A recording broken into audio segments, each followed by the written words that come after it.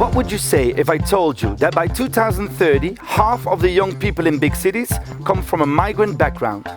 And that also by 2030, the world's temperature will be at its highest peak. And that we, our generation, have to build a future-proof world for the generations still to come. Welcome to What Would You Say, a Y20 talk show about the most urgent issues of young people today. For those who don't know what the Y20 is, we'll explain. The Y20 means the Youth 20. The voice of the youth. This year, the Y20 brings over 60 young delegates from over 23 countries and organizations together to discuss the most pressing challenges and opportunities faced by young people today. Together, they write policy recommendations that are then submitted to G20 leaders for their consideration during the G20 summit. This way, the youth shines their light on world politics. Our topic of today is multiculturalism. We will be discussing this topic with Y20 delegates with the sole purpose of inspiring you. Mark, tell us, who are the delegates we'll discuss multiculturalism with? First up is Adriana from the United States. She holds a master's degree in international peace and conflict resolution and strives to become fluent in Arabic and Turkish. Her favorite television? Turkish television.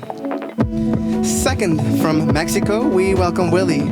Willie is an actuarial scientist and now a business development manager. At the same time, he's studying philosophy. He collects penguins, and his biggest hobby? Musical theater.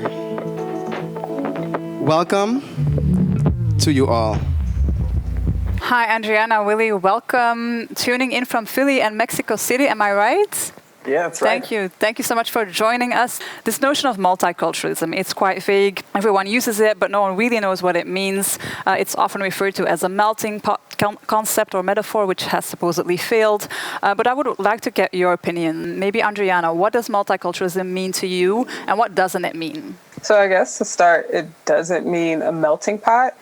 I think that is a very antiquated idea. I know here in the United States, we refer to it more as a salad bowl metaphor now, where the state itself is the bowl, and then the different ethnicities, races, nationalities within it make up the salad.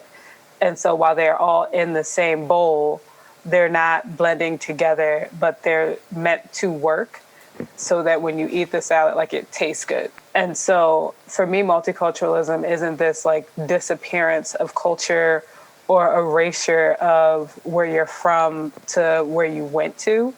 It's how you blend those things together. So it's a mix of what you personally want to do in your life with the heritage that you've received from your parents and the current culture that's going on around you, and how you choose to have those things work for you. And then Willie and I were actually speaking about American culture. And I was like, in America, we say we don't have one, that we kind of nitpick from other cultures. Yeah. And so multiculturalism is a bit like that. You know, you see what's around you, and the things that work for you, that's what you decide to become. That's what you decide to express. I think that's beautiful and very helpful. Thank you so much. Willie, do you agree? Do you have something to add? And maybe it would be interesting for the viewer as well to get an insight into the Mexican perspective, or how that translates into the Mexican context. Can you elaborate? No, definitely. I totally support what Andy was telling. Actually, I was thinking that we normally tend to think that the way we conceive multiculturalism is in a cross-border basis. So we will get a multiculturalism approach as long as we travel or get to meet people from other countries. But the reality is that even inbounds, there is not an homogeneous way of being living or believing. For example, if we look into Mexico itself, we have not only a vast territory, but a huge diversity richness. So, for example, if we go into the north, we will find people in an arid place that have an industrial approach and have a strong connection with the US. But if we go into the Pacific side, then we will see, for example, to the Oaxaca state, that it has more than 18 ethnic groups with their own way of developing their social structures. And if we go into the southeastern, close to Cancun or Merida, then we will find that they are in the middle of the forest and the jungle, and they have very, very strong agriculture and tourism approach. So at the end of the day, the way that you develop across your surroundings is the way that you will be starting to believe and to live. So definitely, it's not only about the outbounds, but also the inbounds. I can totally understand. I think even Lucas and I can understand We that. are from Belgium, which is one of the smallest countries in the world. Yeah. Sometimes we just pass it by and we missed it when we are driving towards home. And still, every city has its own, sometimes even cultural differences, habitages, beliefs. You know, it's very different. We immediately know where someone is coming from. Yusra is from the big city, and I'm from the rest of Belgium. You know, so there's immediately that conflict.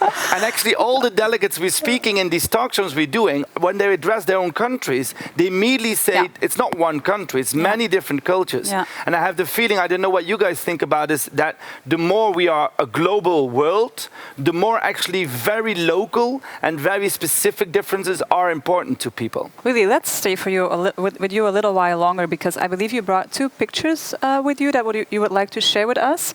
Can you elaborate on why you find these 2 pictures especially relevant and how they tie in with that bigger discussion on multiculturalism?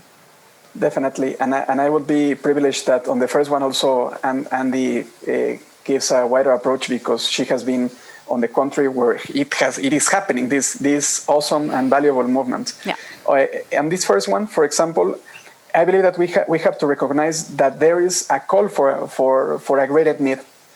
And but the thing is, it's only happening on the US. So we must recognize that there is a profound reason why it was stated there. So, one, that we recognize that identity and the value of this movement, then we have to listen and learn, and then turn back to ourselves and say, what's the abstract of this movement or this call? How can I change what it's not being done right in my own context? And that goes to my second image, which for me is very touching, which is related to the women's rights movement that happened this very year. It was some days before the outbreak, and there is this old lady that was marching in favor of women's rights and equality. And what it says on their painting is, "What I couldn't have for myself, let them be for hers." So saying, maybe it's not going to be me the one who will be benefited, but I don't want the next generation also to be in an unfavors or in a vulnerable position. So it is 2 things regarding those 2 pictures. It's about having the power to understand how external issues can be learned in order to tackle down locally, and how can we inherit a greater movement to tending to justice and peace. Yeah. Adriana, anything to add? Because I saw you nodding, and I'm sure, like as Willy rightly pointed out, you speaking from the US as an Afro-American woman as well are best placed to also give your insights on how the big movements that we're seeing now and that have been going on obviously since a much longer time tie in with our discussions on multiculturalism. Sure. First off, Grandma was... Look, she has the right idea. So right? What we do today, Go, Grandma. Right? We aspire to thinking about the generation beyond us and how what we do impacts them. And so I know for me, and I've had this conversation with many people, like the way that we frame race in America, and it's funny because Americans are very, very terrible noting the difference between race, ethnicity, and nationality. Yeah. And so those things tend to get conflated. And we saw that with the George Floyd killing.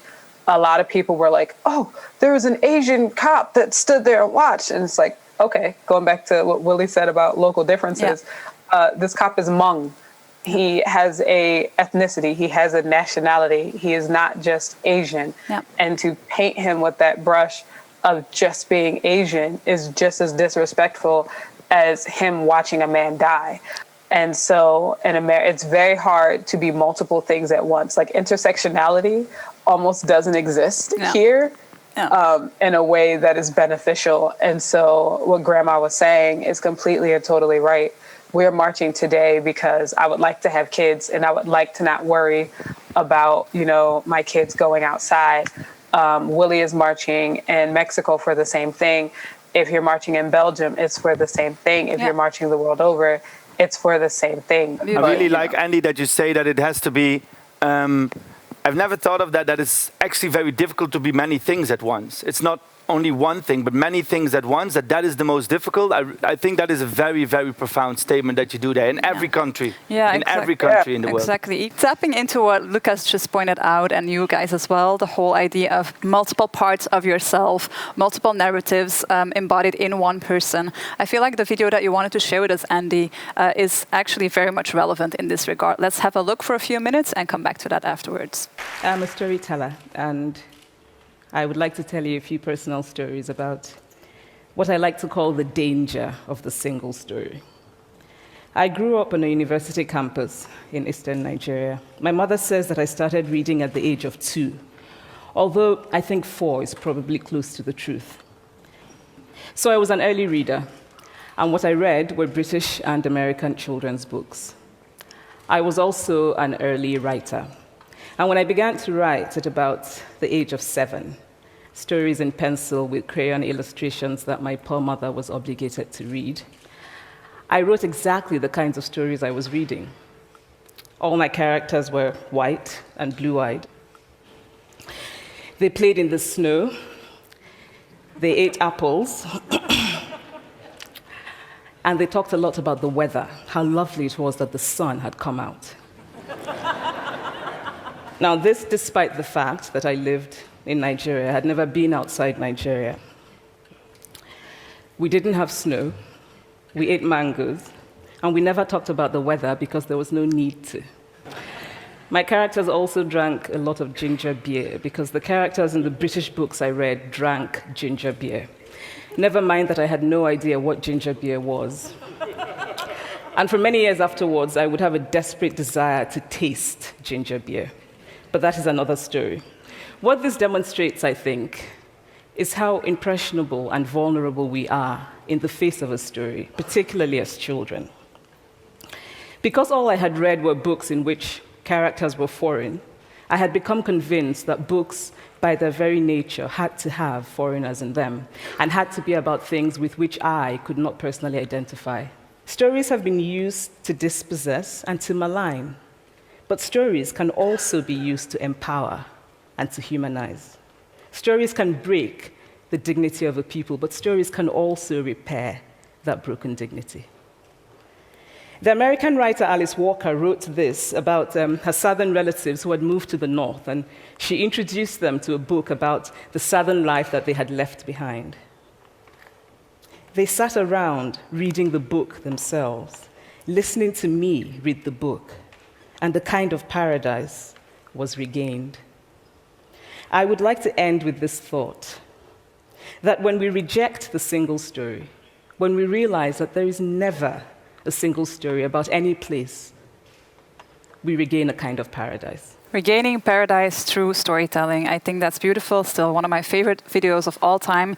Adriana, can you tell us why you find Chimamanda's words so incredibly powerful and important? Well, so she goes on in that video, in that TED Talk, to talk about her first college experience where she went to school in America and her roommate was white.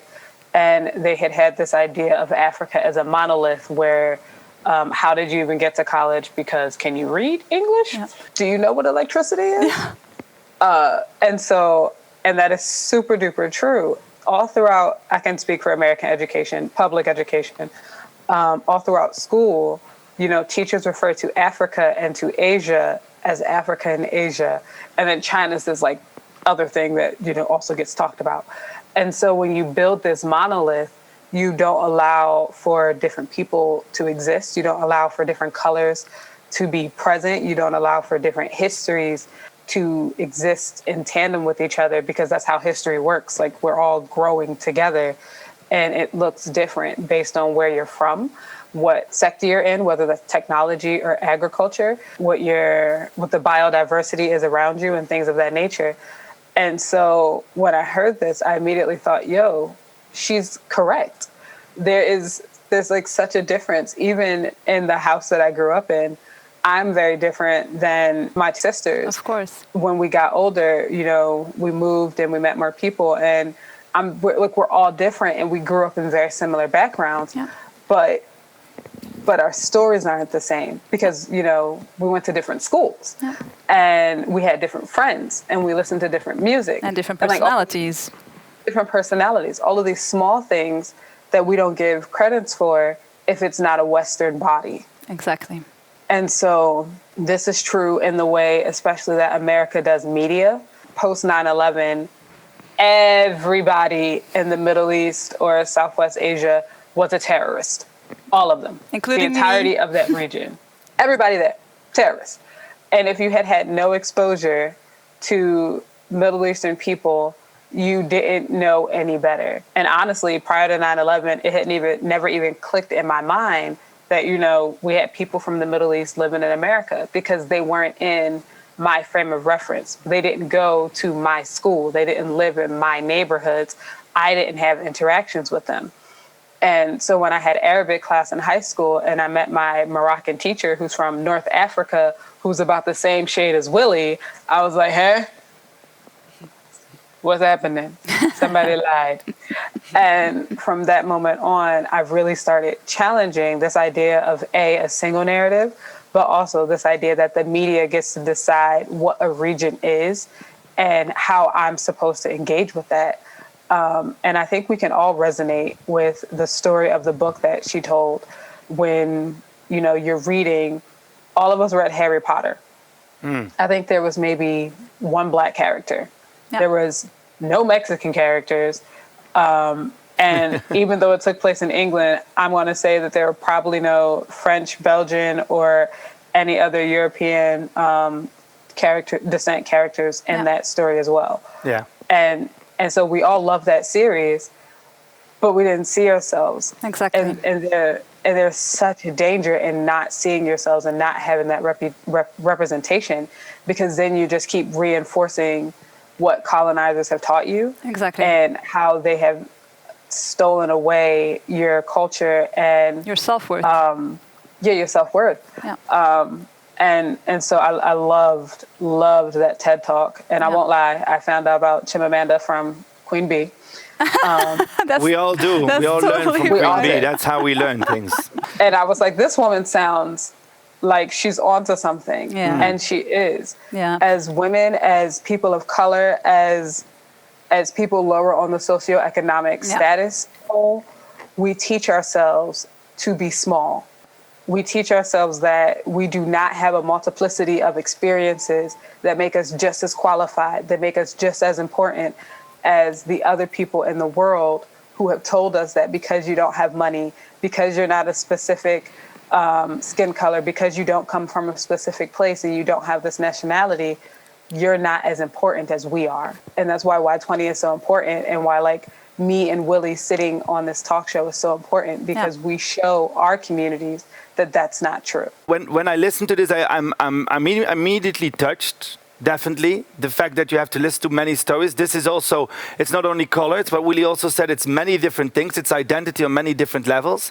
But I must say, as a white male from Belgium, which is already a problem, but still white male, right? I sometimes find it very difficult to know what to say and not say, do and don't do, without making any mistakes, especially when it comes to multiculturalism.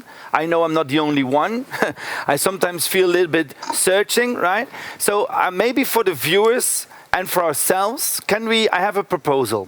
Can we make a list of do's and don'ts? I know it will never be like complete the list, but as an exercise, as a thought exercise, can we make a list of things that work when we talk about multiculturalism in words or talk, and things that don't work? Like, Lala, can you help us make the do's and don't list, please? Yes, of course. Yes, thank you, Lala. So, Yusra, maybe you can guide it. I really would like to know, like, these are things, please never do this again, or please, this works. Yeah, I think maybe Adriana actually already touched upon a very important aspect, and I think what we can summarize what you were explaining as essentializing a diverse group into a monolith. So don't essentialize, don't stereotype. I think that's Lala, don't essentialize into a monolith, aka don't stereotype. Essentialize into a monolith. I'm really going to use that. When I have problems with my girlfriend, I'm going to say, babe, don't essentialize into a monolith, okay? Adriana's like, I'm just a man. That's more troubles with your girlfriend. Yeah, exactly, Damn it, exactly. damn it. Okay, let's go to the list. Willy, what has to be on the list? Do's and don'ts. Definitely, something that we have to do is to listen. That it's quite obvious, but at the end of the day, by the time let's imagine that by the time that Andy was speaking about all what is going on in the US, or something that wants to share to me as an individual, and let's place ourselves as someone that is listening others' opinions because they have another context. So it is very common for us just to start thinking on, okay, this adapts to my context. Okay, this adapts to this belief. Okay, if they do that, it's because it's something similar that I do here in my everyday life. We cannot do that because at the end of the day, what we do and what they do, it's totally different, and they deserve to have that unicity and that identity. So for my do is listen and don't and as I don't start thinking on how someone else's reality could adapt to yours. Okay. I think that's a very, very valid point. Open listening so that's a do, and a don't there, and I think, Adriana, you would very much agree, is that don't negate or brush off or play down the experiences of people of color or other minorities when they speak about those experiences. Take them seriously, take them for the truth that they are, instead of just trying to nuance them, because that's really just doing more. I like that sentence. Lala, take them for the truth that they are. I really like that sentence. We have to, because we cannot do a whole essay on a list, guys. No, true. What about, let me just throw in a word, tokenism. Anyone? Adriana, maybe? What is tokenism? Well, Lucas. But no. What? Am I the only one? I see the whole technique. I'm like, what is tokenism? No, Willie's a token. I'm a token. Yeah. So there's this idea of a token minority. And it's the idea that you are the apex of your group. You are the representative. You are educated. You are smart. You got out of the hood. So many different things that, kind of speak to those stereotypes that Lucas was saying earlier. As soon as you go against those stereotypes, you're the token. You're what every black person should aspire to be. Yeah. You're what every Mexican is supposed to be. You're what every Middle Eastern immigrant is supposed to be. You're what every Belgian is supposed to be. Yeah. So every Belgian speaks English, which may or may not be true. Yeah. But as soon as we hear you, yes. Yeah, exactly. Thank you. And it's also often an easy way, adding to that, Adriana, tokenism is about that, and adding to that it's often an easy way out for white and big institutions to be like, hey, I have a token person of color, putting them in their advertisement, for example, but not really sharing positions of power and authority. And I think that is also very important. Like, don't just do that in a superficial way, but if we really speak about equality and multiculturalism, let's also talk about how we will be equal in our positions of authority and power. Am I right? Yusra, can we write down, so don't do tokenism, but do make sure that people have an equal say or have a position of power? Okay. And that's something that you see. Most boards of businesses are made up of older white men. Yeah. And maybe an older black man, and maybe an older Asian man. But you have like this idea that when you're young, you're not supposed to have attained a certain level of something unless you're filthy rich. If you're a woman, you're not really supposed to be in these positions of power. If you're a minority, you're not supposed to be above like a certain level. If you don't have a certain educational background, you are capped at how far up you can go. And so there's all these barriers to entry. But I did want to add one thing to the list. Yeah. No, the list is still open. What do you want to add, please? So make mistakes, but be willing to learn. Very good one. I think that is super important because like black people don't get it right all the time. I don't get it right all the time. I offend people. I have biases and prejudices that may not have even come to the forefront yet that I have to deal with just as much as a white person does. And I need to have the space to be able to make those mistakes. But I also need to know that when someone tells me I'm wrong, I'm wrong. Exactly. I think that's an I think perhaps that's the most important point of all. The whole, no one's perfect, no one is completely bias-free. We can strive towards that as an ideal, but just checking yourself all the time and wondering, what are my blind spots here? Daring to ask questions. I think that was also what Lucas said in the beginning, like, I'm sometimes uncomfortable. I want to take part in the discussions, but I don't always know how. And I told him before, like, it's okay. You have to ask questions and you have to keep on asking them, but at the same time also do your own research and wonder how you can move forward. And I think those two coming together, not being afraid to ask questions, and I think that maybe ties in with cancel culture, right? I'm not sure what you guys think about that. Wait. So Lala, there's 1,000 things that you summarized in total. Sorry, I'm sorry. Don't be afraid to ask questions. Accept your mistakes. No one is perfect. It's not because you are off color that you know, but you do have your experience. So there's a very thin line between I do have my experience, but it doesn't make me that nobody else has another opinion. And there was one more thing, what you wanted to add now? Also do your own research, study, do your research. read. I like that, do research. And Billy, what else should be on the list? I believe that Andy got it very right. And for me, that would summarize on it is never obvious. It is never obvious that it is this way. At the end of the day, the best way to know about some others is not supposing, is about having this communication, either written or verbal. It has never been found any better way to connect with people and to know what do they think, that rather than just asking them and just having a mindset that, okay, I'm here to make it not obvious what it has been obvious for me all my life. Yeah. Billy, I love that one. You know what my grandma said about empathy? She said empathy doesn't mean that you know what the other feels without asking, because that's telepathy and that doesn't work. Empathy is asking and then getting an answer back. That's beautiful. My grandma, 92 years old. So empathy instead of telepathy. I think that's also very, very important. And the grandmothers know. That's the theme of the show, I feel like, right? Absolutely. I think, Mark, do you also have one thing to add on the list in a do or don't? Yes, I think something we should definitely do is maybe normalize creating safe spaces for the people around us, and put some thought and energy in actually learning about safe language and things like that, because I think it promotes room for dialogue about identity, and it creates room for identity, actually, full stop. Yeah. And it's very important. What do you mean by safe space? What do you mean by that? That means that we should learn how to approach people in a way that actually assumes all of the things we said before. Assumes that we do not know anything about their identity. Assumes that we do not know what their history is, emotionally or culturally or whatever. You don't assume any of the things. You do not assume anything based on skin color or ethnicity or whatever. But you actually ask, and you actually create language around how do you get to know each other. Am I right when that you say we don't know? So embrace the fact that you don't know and do that actively instead of trying to know and start with knowing?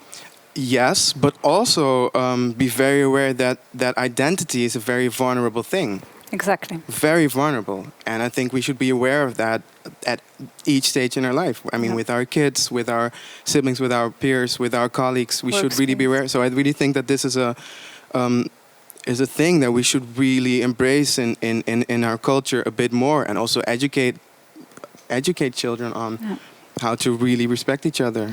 We have to stop because of time, but we won't stop in our lives marching and meeting each other, telling our stories. Dear delegates, it was such a nice meeting you. I really had a great time. Mark, can we get some music? Because we like to wave in this show a lot. Adriana, Willy, thank you so much. Thank you so much. We're gonna wave. Thank you. Love the penguins, Willy. Goodbye. If you enjoyed watching this episode and you want more, which you do want, we have 6 other episodes waiting for you. So make sure to check out the website, tune in and stay inspired, because we need young minds to change the world. My name is Lucas. Mine is Yusra. And we thank you so much. Thank you. Bye.